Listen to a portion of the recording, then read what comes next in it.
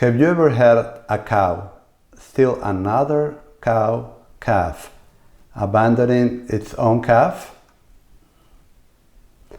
I have had this situation every year before I found out a better way. It is a lot of hassle and trouble to go and try to graft a cow's own calf once it has abandoned it and claimed another one as its own, especially after a hard day's work when a lot of cows are calving. Just recently, one of my students had this problem, and it took him 3 whole days to graft it back, putting the cow into the corral in a small pen with the calf, and forcing the cow to stand and not move while her own calf will suckle as she was bellowing for the other calf that was property of another cow.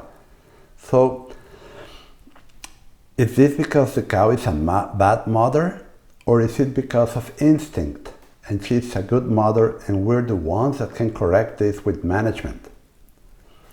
The reason that this happens is because of instinct, as cattle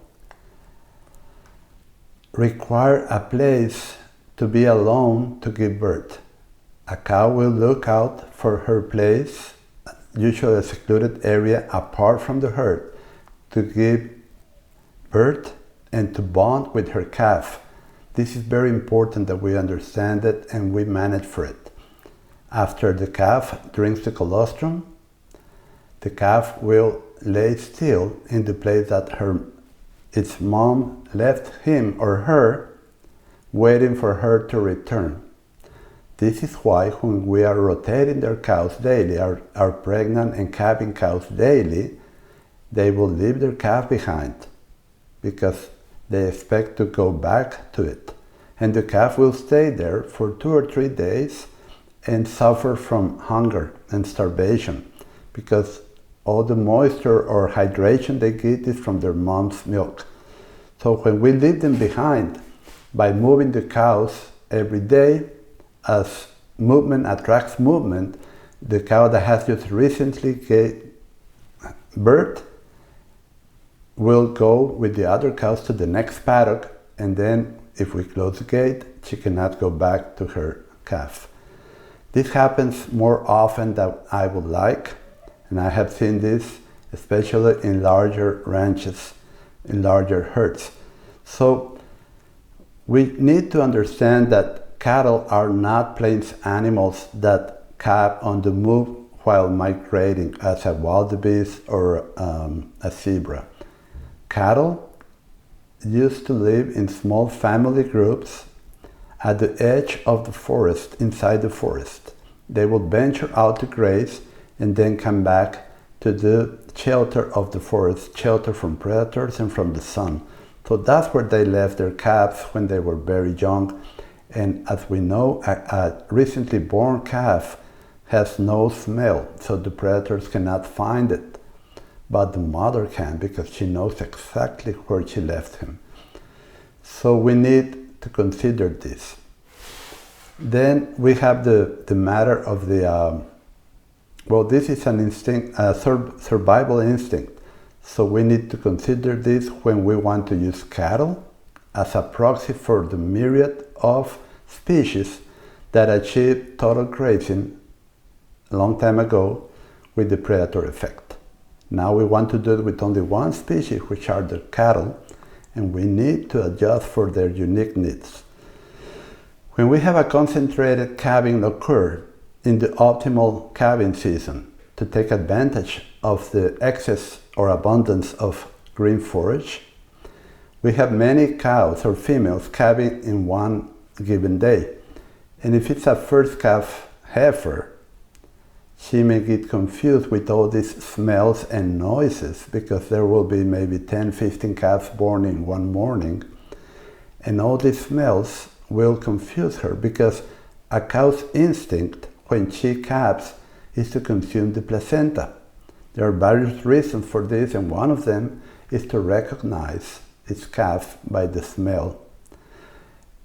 And when she cannot do this because she was moved before she could consume the placenta, which is not an easy task for a cow that has no front upper teeth, then it takes time. So if we move them daily, she doesn't have the time to do this, and she can easily be confused.